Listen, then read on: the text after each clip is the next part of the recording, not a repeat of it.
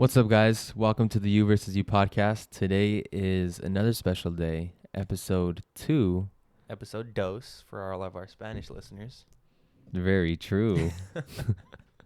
Very This is true. episode 2 of a new series we just introduced last week called 10-Minute Talks. Or 10 minutos. Hablamos.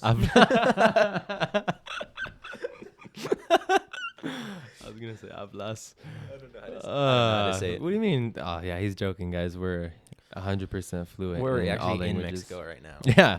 In our On what penthouse. floor? Like 400 What floor is or this something one? like that? Well, no, that's our LA penthouse. Our Mexico penthouse Yeah. is like, I think we're on like the 61st floor. Yeah. 61st or The 69th. or 20. No, that's not it. There's 20. I know. All right. Anyways, enough of the foolery. Today on our 10-minute I think it's Seisi. Like if you're trying to say like Today on our Seisi 10-minute dos. talks, we wanted to get Seisi into dos. the topic I'm so of wrong, huh? isolation because that is very relevant in everybody's life right now. And me and Bailey both believe that it is times like these that could either make or break you. Whether you use your time wisely to develop a new skill set, to enhance your mindset, to read new books, to develop to create content like me and Bailey decided to start doing recently. We believe it's moments like these where you're going to have the most realizations in your life as to not only who you are, but the stuff that you enjoy, and maybe even find your passion in life, because that's what everyone is so interested in, is finding their passion. 100%. Damn, that Well, was my first intro, G. I had to take over because you were out here trying to say 61 in Spanish. I think it's Seisi uno. I don't know. Fuck. Oh shit. Come on, man. All right. On me and stuff. I'm about to go in though. I'm about to go in on them. Talk to these. I'm about to talk to these people. That's called. I'm about to talk to my people. Talk to him. I'm about to get a little deep too. Real deep. El deep. El Depo. El deposición. Come on, bro. We got 7 minutes left now.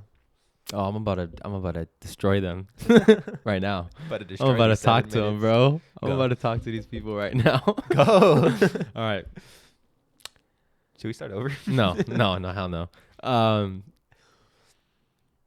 When media portrays people that have done something, the way media portrays people that are successful in general, finance, athletic ability, sometimes even like looks, if someone is very attractive or not,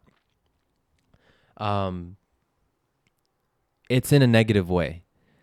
And not only that, there's even conspiracies that I grew up with, and I know you have heard as well. For example, the Illuminati, and that kind of goes around the same mindset that these people had to do something dark in order to get to where they are. And like the conspiracy is that these people had to sell their soul in order for them to have the status that they have. They had to sell something as important to them as their soul. Some of them even say like they had to kill a family member or something crazy or like that. 100%. And last night was a Friday night. I was working out, stayed home, worked out. And I was thinking that that's not completely false, but people have it twisted. You don't sell your soul to the devil. You don't sacrifice babies' blood in order to achieve status, success, your goals, period. It's something a lot more personal that you have to sacrifice. I was realizing last night how many, relationships that I lost touch with just because I'm on this path. You don't sacrifice your soul. You sacrifice the life of the person that you sacrifice living like almost everybody else is living. Just because you have an ambition, you have a goal, and because you think it's so worthy of your life, you are willing to sacrifice anything else that gets in the way. Period. That's the true sacrifice. That's the truth. That's the reality behind what the media is portraying. And actually, it might even be scarier than the way the media portrays it. I mean, if you sell your soul, I mean, it's gone, and then you don't really have to work for anything. And, that's not the way it is in real life. The way in real life, not only do you have to sacrifice going out every Friday, going out every Saturday night, every weekend, maybe even a few days throughout the week, going to whenever your cousins have a birthday, hanging out with your family whenever they want to see you, going to all these events. That's actually what you're missing out on. You actually miss out on those experiences with your loved ones, with your friends. And if they're not related to you, chances are those relationships are some that you never can really get back, because you build those relationships through time with each other. And when you start taking away that time, or if you never even experienced that time in the first place, those relationships are gone. But it's in those moments of isolation that you put yourself through where things become clear. That is the only place that you realize what you're truly capable of and who you really are. Not when you're around your friends, not when you're around your family, when you're working out on a late Friday night when everybody else is out there doing something way more fun, experiencing way more of that, just free dopamine, just flooding your system with alcohol, with drugs, with, going out with people, being around women, etc.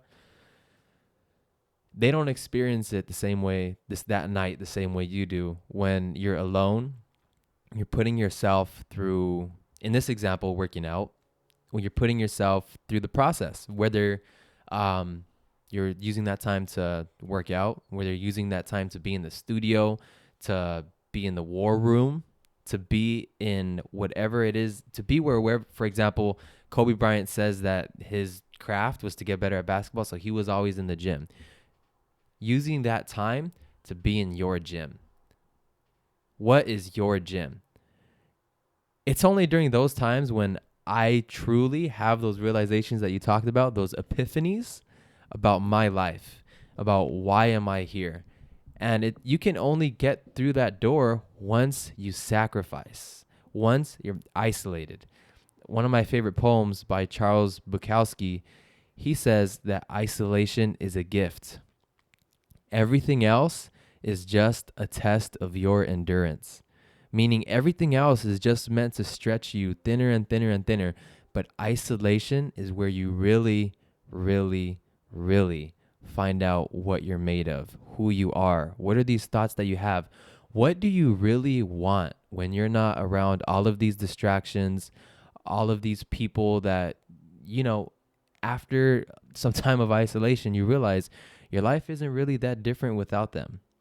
Or even these things when you're not going out, you don't have to buy these certain things. You don't have to wear these certain clothes. And your life isn't much different without that either. If anything, it becomes a lot more clearer. So isolation can be a scary thing, especially for those people who haven't sacrificed yet. But just know that you are sacrificing if you're not doing this. You are sacrificing that version of yourself that you would have discovered if you would have really focused on what you are. There's a whole side of yourself that you haven't even met, and you're too scared to meet that person. And I think that's the only way that you can do it. That was beautiful. Yeah? Yeah. Oh, shit, is that a dove? The dove just flew in, guys.